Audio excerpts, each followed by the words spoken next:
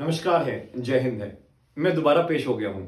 यही बताने के लिए कि कौन कौन सी ऐसी मिथ्स हैं, कौन कौन सी ऐसी मिसकंसेप्शंस हैं जिससे हम कई तरह की मिस्टेक्स करते हैं।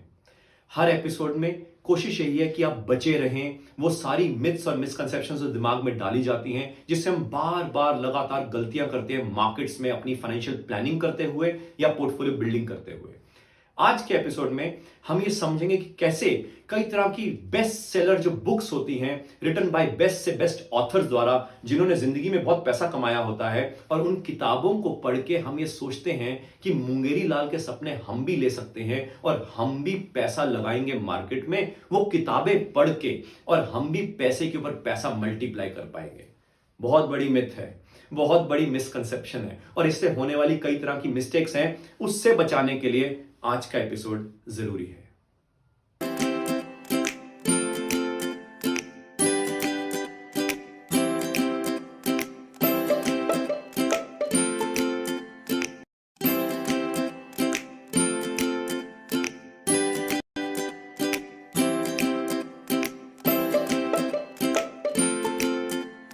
बुक्स पढ़कर इन्वेस्टिंग करना अपने आप में एक बहुत बड़ी मिस्टेक है। यानी कि इन्वेस्टिंग थ्रू बुक्स या investing while you are trying to read certain books written by maybe famous authors या not so famous authors. In fact कई बुक्स तो ऐसी हैं जिसमें बताया जाता है कि कई ऐसे स्टॉक्स हैं जो मल्टी बैगर बन गए। से फॉर एग्जाम्पल कोई ऑथर लिखता है कि उसने उस जमाने में रिलायंस खरीदा और आज रिलायंस मल्टी बैगर बन गया। उस जमाने में एक कंपनी में इन्वेस्टमेंट करी और आज वो इन्फोसिस हो गई। ये जो ऑथर्स हैं ये भी दो कैटेगरीज में होते हैं। एक वो ऑथर्स हैं जो रिसेंटली हमें पता है कि वो वाकई में मल्टी मिलियनियर्स हैं, उन्होंने मार्केट्स में बहुत पैसा बनाया है, यानी कि उनकी रेपुटेशन है मार्केट में, और अगर वो रेपुटेशन के बाद कोई भी किताब लिखते हैं वो बेस्ट सेलर बन जाती है। और कई ऐसे ऑथर्स हैं जो नॉट सो रेप्यूटेड हैं, मगर उन्होंने भी कुछ एक्सपीरियंशियल लर्निंग कई और लोगों की कंपाइल्ड वे में या तो लिखी हुई है, या कुछ उभरते हुए सितारे हैं वो भी अपनी कुछ ना कुछ लर्निंग्स किताबों में कैप्चर करने की कोशिश करते हैं। ऑथर चाहे जो मर्जी हो, कभी भी किसी भी किताब को पढ़ के हम रिच नहीं बन सकते। यानी कि चाहे वो स्टार परफॉर्मर हो जिसने मार्केट्स में मल्टी मिलियन कमाए हो, मगर आपको क्या लगता है क्या वो किताब में अपनी जो मार्केट की जो जर्नी है और उसने कैसे कैसे पैसा कमाया है उसको किताब में कैसे सीमित करके बता पाएगा? और आपको लगता है कि वो बताना चाहेगा? इनफैक्ट नॉर्मली आप कोई भी बुक्स उठा के देखेंगे, चाहे मल्टी बैगर्स की या जो टॉप नॉच ऑथर्स की या जो मल्टी मिलियनियर्स की है जो बेस्ट सेलर बन जाती है, सारी किताबों में कॉमन 3 पॉइंट्स होते ही होते हैं। पहला, वो हमेशा ये कहते हैं अपनी एक्सपीरियंशियल लर्निंग से कि हमने अर्ली इन्वेस्टिंग करनी शुरू करी। दूसरा पॉइंट हमेशा उनका होता है stay invested for a longer period of time. और तीसरा होता है कि जो इंडस्ट्री लीडर्स हैं, जो मार्केट लीडर्स हैं, यानी कि फंडामेंटली जो स्ट्रॉन्ग शेयर्स हैं या फंडामेंटली स्ट्रॉन्ग इंडस्ट्रीज हैं, उस तरफ ही अपने आप को इन्वेस्टेड रखें। ये गलत चीजें नहीं कह रहे, मगर पॉइंट यह है किताबों में जिस तरीके से पेश करने की कोशिश कर रहे हैं वो एक तरह से मिथ है, मिसकंसेप्शन है, क्योंकि प्रैक्टिकल मार्केट में उसको इंप्लीमेंट करना और समझ के करना पॉसिबल नहीं है। एक एक पॉइंट को समझने की कोशिश करते हैं। जब वो कहते हैं अर्ली इन्वेस्टिंग, तो बट ऑब्वियस है जब हम यूएस ऑथर्स को पढ़ते हैं या वेस्टर्न वर्ल्ड के ऑथर्स को पढ़ते हैं तो कई ऐसे बड़े बड़े 30 मार्खा हैं जो मल्टी मिलियनियर्स हैं और उनकी किताबें भी हैं। 7 rules of investing, 5 rules of investing, how to become rich, how to become multi millionaires by investing in markets, और ऐसी कई बेस्ट सेलिंग किताबें हैं। और वो हमेशा क्या कहते हैं कि हमने यंग उम्र से, यानी कि 11 साल से या 15 साल से या 25 साल से हमने मार्केट में धीरे धीरे करके पैसा लगाना शुरू किया। जिस जमाने में वो बात कर रहे हैं उन्होंने पैसा लगाना शुरू किया, तब वर्ल्ड की मार्केट्स इवॉल्व होना शुरू हुई थी। वो 1970s की बात कर रहे हैं, 1980s की बात कर रहे हैं, और यूएस मार्केट करते करते पूरी डेवलप्ड हो गई। और आप देखो पिछले 3, 4, 5 साल में जो भी उन्होंने मल्टी मिलियनियर बनने वाले जो शेयर्स थे जहां पे उन्होंने पैसा लगाया था, वो कंपनीज आज के डेट में परफॉर्म नहीं कर रही हैं। और आज के डेट में जो कंपनीज परफॉर्म कर रही हैं वो जो मल्टी मिलियनियर्स हैं उनकी भी investment patterns in the recent time खराब गए हैं। और मैं नाम ना लेते हुए आपको एक कहना चाहता हूं, गूगल करिए और चेक करिए कि वो जो मल्टी मिलियनियर जिनकी बहुत मशहूर किताबें हैं, जिनको हम पढ़ते हुए बड़े होते हैं और हम सोचते हैं कि हम भी अर्ली इन्वेस्टिंग करके मल्टी मिलियनर्स बन जाएंगे, in the recent 5 to 7 years उन्होंने जिस जिस सेक्टर में पैसा लगाया है वहां पे हाथ जलाया है। एंड रिसेंटली कई तरह के न्यू इवॉल्विंग स्टॉक्स हैं जिन्होंने S&P 500 जो इंडेक्स है यूएस का, वहां पे अपना नाम बनाया है, जिसको हम फैंग्स एम कहते हैं। यानी कि फेसबुक कहते हैं, अमेजॉन कहते हैं, एप्पल कहते हैं, नेटफ्लिक्स कहते हैं, गूगल कहते हैं, माइक्रोसॉफ्ट कहते हैं, आजकल तो टेस्ला का भी बहुत अच्छा नाम है। मगर ये जो 5-7 साल पहले जो कंपनीज थी जिसको वो फंडामेंटली स्ट्रॉन्ग करके कहते हैं अपनी किताबों में, उन कंपनीज का तो आज बोलबाला ही नहीं है। वो कंपनीज कई तो उनमें से एग्जिस्ट भी नहीं करती हैं, वो कंपनीज डूब चुकी हैं। यानी कि इसका मतलब ये, जिस जमाने में उन्होंने अर्ली इन्वेस्टिंग करा था तब यूएस की मार्केट या वेस्टर्न वर्ल्ड की मार्केट्स इवॉल्व हो रही थी। सिमिलरली कई इंडियन ऑथर्स जो मल्टी मिलियनियर्स हैं, जिनका नाम बहुत बड़ा है, जो हमारे फ्रंट लाइन मीडिया हाउसेज में आते हैं, जिनका नाम बहुत बड़ा है और उनको बहुत नॉलेज भी हो सकता है हो, मगर उनकी जो किताबें हैं जिसमें वो कहते हैं कि उन्होंने अर्ली इन्वेस्टिंग करनी शुरू करी 1980s में, 1990s में, हिंदुस्तान की मार्केट तब इवॉल्व होना शुरू करी थी। यानी कि किसी भी आदमी ने हिंदुस्तान में 2003-4 से पहले अगर अर्ली इन्वेस्टिंग करना शुरू किया होता, बट ऑब्वियस है वो मल्टी मिलियनर बन गया होता, चाहे नॉलेज थी या नहीं थी। मगर आजकल की जो जनरेशन है, जो आजकल जो पैसा लगा रहे हैं, वो अर्ली इन्वेस्टिंग नहीं कर सकते, क्योंकि वर्ल्ड की मार्केट भी मैच्योर्ड हो चुकी हैं और इंडियन मार्केट्स इवॉल्व हो चुकी हैं और मैच्योरिटी की तरफ जा रही हैं, डेवलपिंग की तरफ, डेवलपमेंट की तरफ जा रही हैं, क्योंकि हमारी इंडियन मार्केट्स को भी हम ओपन कर चुके हैं। यानी कि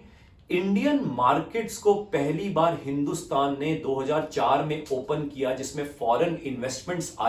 आनी शुरू हुई। तो यानी कि इंडियन मार्केट्स में 2004 से पहले किसी ने भी अर्ली इन्वेस्टिंग करी होती, बट ऑब्वियस है मल्टी बैगर्स बन गए होते। मगर एक बार जब हमने इंडियन इकोनॉमी की मार्केट्स को खोल दिया एंड उसके बाद भरमार पैसा हिंदुस्तान में आया, तो कई शेयर्स जो मल्टी बैगर्स बन गए, वो आज की डेट में उनमें से कई शेयर्स एग्जिस्ट नहीं करते। वो शेयर्स आज की डेट में निफ्टी कंपनीज में एग्जिस्ट नहीं करते, सेंसेक्स कंपनीज में एग्जिस्ट नहीं करते, और जो न्यू शेयर्स जो एग्जिस्ट करते हैं वो जमाने में नहीं थे। तो आज की डेट में अर्ली इन्वेस्टिंग का कोई पॉइंट नहीं है। अर्ली इन्वेस्टिंग तब कामयाब होती है जब आप किसी ऐसी इकोनॉमी की, ऐसी मार्केट्स में लगाने लगे हैं जिसकी मार्केट्स अभी इवॉल्व नहीं हुई, और वहां पे अर्ली इन्वेस्टिंग आपको मल्टी बैगर्स बना सकती है। मगर आज की डेट में वो जो किताबें बिक रही हैं, और उसके बेसिस पे अगर हम ये समझें कि अर्ली इन्वेस्टिंग का मतलब मैं 11 साल की उम्र में या 15 साल की उम्र में, 18 साल की उम्र में लगाना शुरू कर दूं तो कंपाउंडिंग बन जाएगा, ये गलत है। क्योंकि आपके लगाने के अलावा उसकी इकोनॉमी की जो मार्केट्स हैं वो भी डेवलपिंग साइड पे जानी चाहिए, इवोल्यूशन साइड पे जानी चाहिए। हिंदुस्तान की मार्केट्स ऑलरेडी इवॉल्व हो चुकी हैं, वेस्टर्न वर्ल्ड की मार्केट्स इवॉल्व हो चुकी हैं। दूसरा एक ब्रॉड पॉइंट ये जो सारी किताबों में होता है, जो कि मैंने बताया, वो ये होता है stay invested for longer period of time. इसके ऊपर मैंने ऑलरेडी 2-3 वीडियोस बनाई हैं, बहुत पैशन से बनाई हैं, और मैं रिक्वेस्ट करूंगा कि उनको प्लीज आप देखें, क्योंकि मैंने उसमें एग्जांपल्स के साथ बताया है कि लॉन्ग टर्म इन्वेस्टिंग का कितना बड़ा मिथ है जो हमारे दिमाग में डाला जाता है by front line media, by social media, by various types of articles, by various types of brokers, bankers, relationship managers वगैरह वगैरह। लॉन्ग टर्म इन्वेस्टिंग में मैं सिर्फ यहां पे एक क्रक्स में कहना चाहता हूं, while you should be invested for a longer period of time in the markets,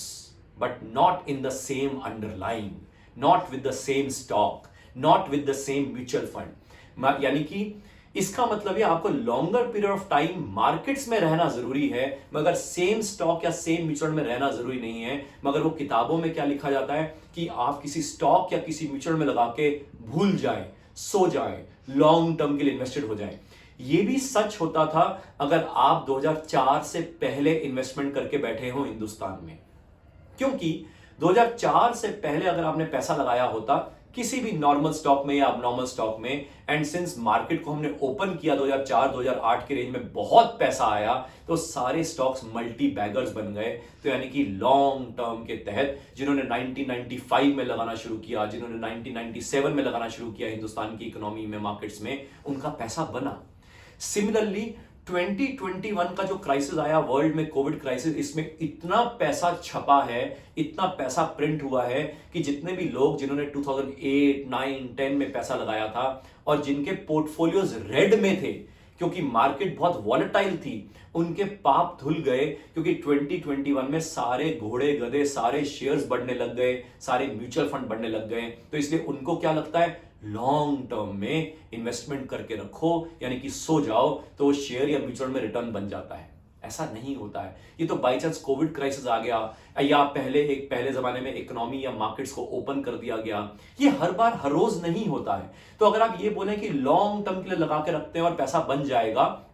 normally long term का पैसा इसलिए बन जाता है हिंदुस्तान की इकोनॉमी में क्योंकि हिंदुस्तान की इकोनॉमी के डेमोग्राफिक प्रोफाइल ऐसा है जिससे कारण धीरे धीरे करके आपके शेयर्स या म्यूचुअल फंड बढ़ जाते हैं। नॉट बिकॉज ये शेयर्स में दम होता है या उन म्यूचुअल फंड में दम होता है, मगर हिंदुस्तान की इकोनॉमी में इनहेरेंट दम है और हिंदुस्तान की इकोनॉमी के फंडामेंटल्स के कारण वो शेयर या वो इंडस्ट्री या वो म्यूचुअल फंड चल जाता है। मगर इसका मतलब ये हमने नॉलेज से और एजुकेशन से नहीं लगाया, हम तो एक्चुअली इकोनॉमी के ऊपर बेटिंग करते हुए किसी भी शेयर में लगा दिया और हम ये कहते हैं लॉन्ग टर्म लगा के सो जाओ। ये थ्योरी गलत है। एंड जिसके लिए मैं रिक्वेस्ट करूंगा कि 2-3 वीडियोस हैं, आप उसको जरूर देख लेना, डिस्प्ले में या डिस्क्रिप्शन बॉक्स में उसका लिंक भी अवेलेबल है।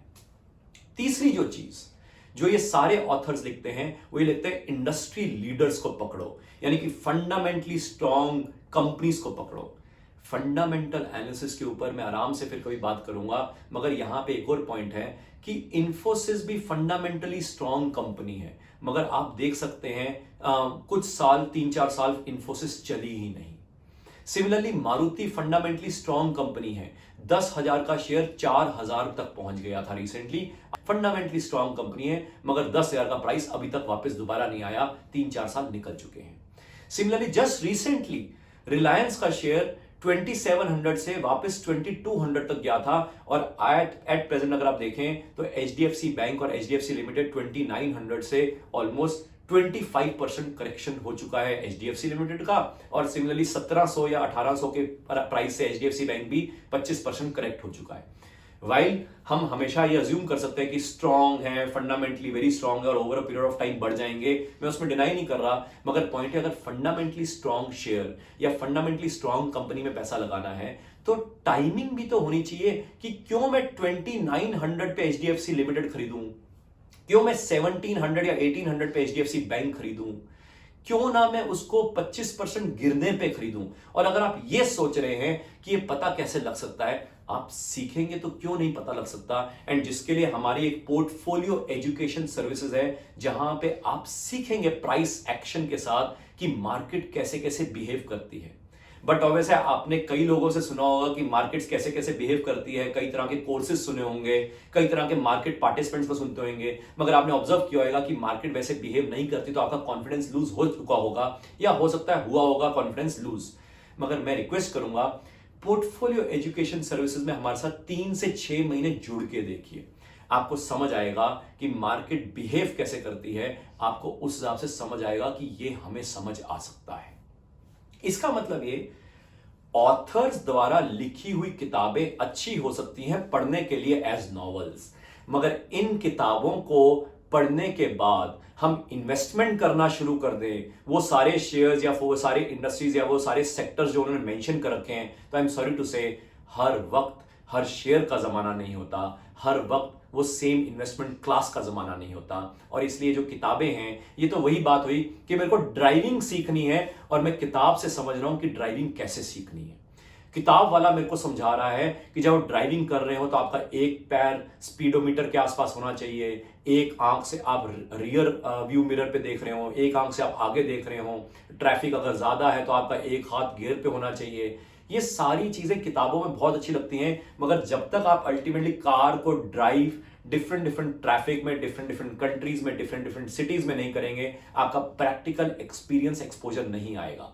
मैं ये नहीं कह रहा कि आप किताब को पढ़ के ड्राइविंग की और सीधा ड्राइविंग करने पहुंच जाएं, गाड़ी एक्सीडेंट कर जाएगी।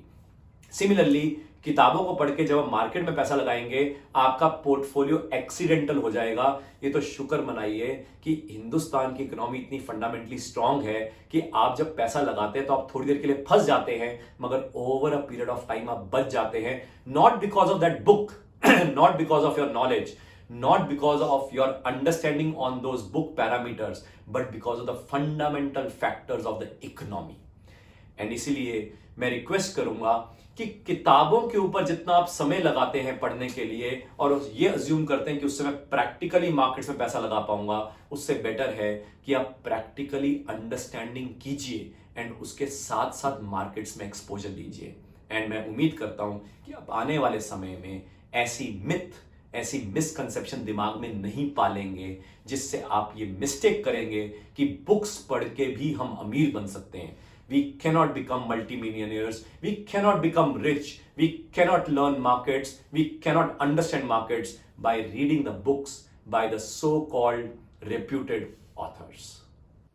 मैं उम्मीद करता हूं कि आज के एपिसोड से भी आपको समझ आया होगा कि कैसे बुक्स द्वारा भी हमें दिमाग में डाला जाता है long term investing, fundamentally strong shares, यानी कि वही कहानी, वही घिसी पिटी बातें जिसमें हम ट्रैप हो जाते हैं और हम कई तरह की किताबें पढ़ते हैं और उसके बेसिस पे किताबें पढ़ के rules of investing, early investing, how to become millionaire वगैरह वगैरह, हम गलत जगह मार्केट में फंस जाते हैं। ये जो सीरीज है misconceptions and mistakes of financial planning and portfolio building, इसका पर्पस यह है कि कौन सी ऐसी गलतियां हैं जो हम ना करें, कौन सी ऐसी बातें हैं जिसका हम ध्यान करें। यानी कि इसका मतलब यह बचपन से लेकर बड़े होने तक हमारे वेल विशर्स इंक्लूडिंग हमारे पेरेंट्स हमें बताते हैं, बच्चे ये मत करना, बेटे ये मत करना, ताकि उनका ये अजम्पशन होता है कि जैसे जैसे हम बड़े हो जाएंगे क्या चीजें करनी है, यानी कि व्हाट टू डू, एंड कैसे करनी यानी कि हाउ टू डू, वो हम जिंदगी में खुद सीख जाएंगे। मगर पोर्टफोलियो बिल्डिंग और फाइनेंशियल प्लानिंग एक टेक्निकल एस्पेक्ट है जिसको हम जिंदगी में बड़े होते होते नहीं सीख सकते। उसके लिए हमें प्रैक्टिकली लाइव मार्केट्स में एक्सपर्टीज, एक्सपीरियंस के साथ जीना पड़ेगा, जिसके लिए हमारा एक इनिशिएटिव है पोर्टफोलियो एजुकेशन सर्विसेज। 3 से 6 महीने पोर्टफोलियो एजुकेशन सर्विसेज गोल्ड में आप जुड़ के देखेंगे तो आपको समझ आएगा मार्केट कैसे बिहेव करती है और फंडामेंटली हम कैसे अंडरस्टैंड कर सकते हैं कि फाइनेंशियल प्लानिंग और पोर्टफोलियो बिल्डिंग में कौन कौन सी ऐसी बातें हैं जहां पे फंडामेंटल एनालिसिस, टेक्निकल एनालिसिस और प्राइस एक्शन का यूनिक कॉम्बिनेशन यूज करके हम अपने पोर्टफोलियो बिल्डिंग को एनहांस कर सकते हैं। ये एपिसोड हम हर सैटरडे अपलोड करते हैं एंड मैं उम्मीद करता हूं कि आप मेरे साथ हर तरह के सोशल मीडिया हैंडल्स पे आप जुड़ चुके हैं एंड मैं उम्मीद कर रहा हूं कि आप ये सारे एपिसोड्स को देख रहे हैं, समझ रहे हैं एंड आपको ये पसंद आ रहे होंगे इन टर्म्स ऑफ कि जो गलतियां हम करते आए हैं वो आने वाले समय में हम भी ना करें और हमारे जो नोन है, लव्ड वंस हैं, वो भी ना करें।